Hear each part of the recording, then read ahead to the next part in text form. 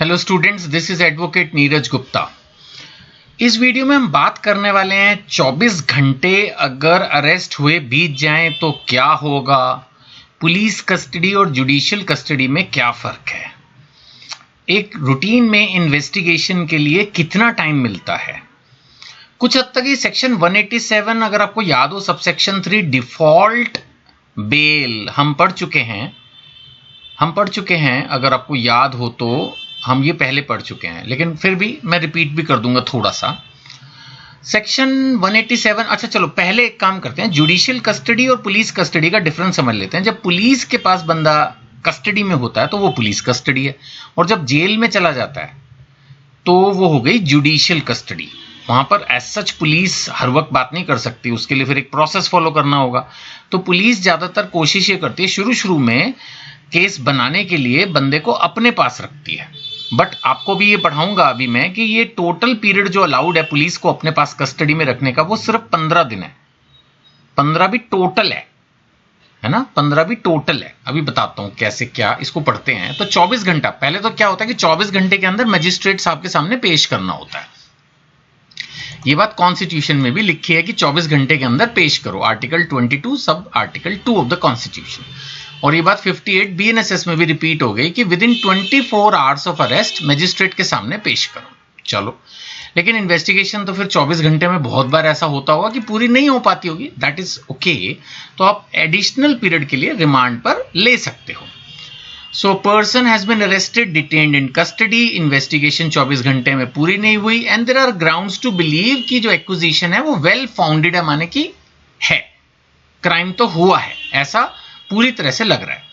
तो वो क्या करेंगे, इन्वेस्टिगेशन ऑफिसर जो होगा, लिख दिया not below the rank of sub inspector, ये फॉरवर्ड करेगा एक्यूज्ड को टू द नियरेस्ट मैजिस्ट्रेट, और रेलेवेंट केस डायरी की एंट्रियां भी मैजिस्ट्रेट साहब को देंगे। यानी कुल मिला के अपनी बात रखेंगे, and then the magistrate decides whether further detention is legally justified.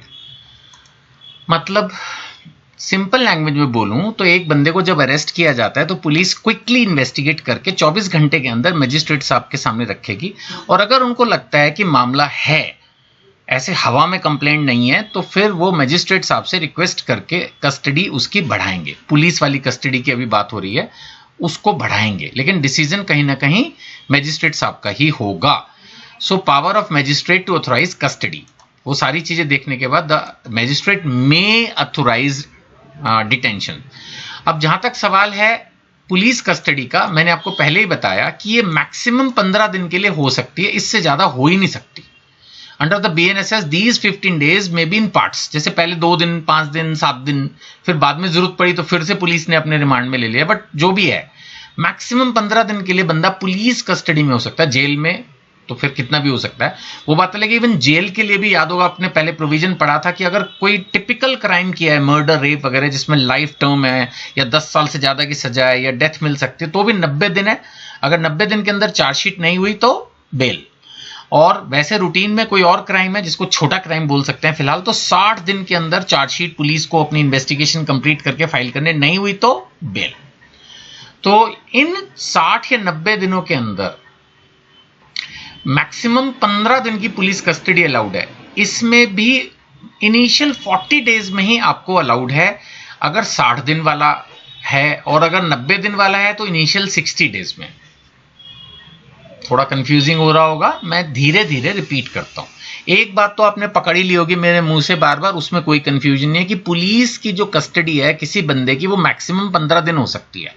जरूर नहीं कि कंटिन्यूस 15 दिन हो, 5 दिन 5 दिन, 8 दिन 5 दिन, 10 दिन 5 दिन, कुछ भी करके हो सकता है, बट 15 से ज्यादा नहीं होगी। एक बात क्लियर। दूसरा, आपको मैंने अभी पढ़ाया कि जो डिफॉल्ट बेल मिल जाती है बंदे को, अगर छोटा क्राइम हो तो 60 दिन में अगर चार्जशीट फाइल ना हो, और बड़ा क्राइम हो तो अगर 90 दिन में फाइल ना हो। अब रूल ये कहता है कि 15 दिन जो मैक्सिमम होंगे, वो 60 दिन वाला जो इन्वेस्टिगेशन पीरियड है उसमें इनिशियल 40 डेज में 15 दिन के लिए मैक्सिमम पुलिस रख सकती है, और जिसमें इन्वेस्टिगेशन के लिए 90 दिन मिलते हैं उसमें पहले 60 दिन में से 15 दिन पुलिस अपने पास रख सकती है। यानी कि बाकी के टाइम तो उसको जुडिशियल कस्टडी में जाना होगा, यानी जेल जाना होगा, पुलिस के पास नहीं रहेगा वो। ये कानून है। ठीक है जी। बाकी स्टैच्यूटरी बेल, डिफॉल्ट बेल मैंने आपको पढ़ा ही दिया। अगर चार्जशीट नहीं सबमिट होगी 90 दिन के अंदर सीरियस क्राइम में तो बेल हो जाएगी, और बाकी केसेस में 60 दिन के अंदर। ये हम पहले भी पढ़ चुके हैं। बाकी अगर आप सेक्शन 187 उठा के देखोगे जहां ये सब बातें लिखी हैं तो थोड़ी थोड़ी बातें और भी हैं। एक तो ये है कि पुलिस कस्टडी में अगर बंदा है और उसको एक्सटेंड करनी है पुलिस कस्टडी, तो हर बार मजिस्ट्रेट के सामने पेश करना होगा। ये नहीं कि उसको छुपा के रख लिया और मजिस्ट्रेट साहब को बोल के उसकी कस्टडी बढ़ाते गए। पुलिस के हाथ में ये नहीं है, मजिस्ट्रेट के सामने बंदा पेश करना पड़ेगा। जुडिशियल कस्टडी को हाँ एक time audio video electronic means के थ्रू, मतलब ऑनलाइन के थ्रू भी एक्सटेंड कर सकते हैं, बट पुलिस कस्टडी जो है वो पर्सनली बंदे को पेश करना होगा जज साहब के सामने, और तभी ये एक्सटेंड होगी।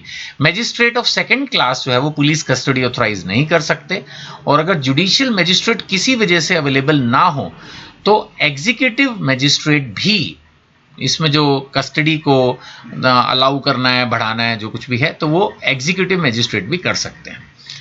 समन केस में 6 महीने का टाइम दिया कि इन्वेस्टिगेशन को आप मैक्सिमम 6 महीने में पूरा कर लो, नहीं है तो उसको रोक ही दिया जाएगा, स्टॉप फर्दर इन्वेस्टिगेशन, जब तक कि मजिस्ट्रेट साहब को कुछ लगे लॉजिकल है, लिख के राइटिंग में वो करेंगे।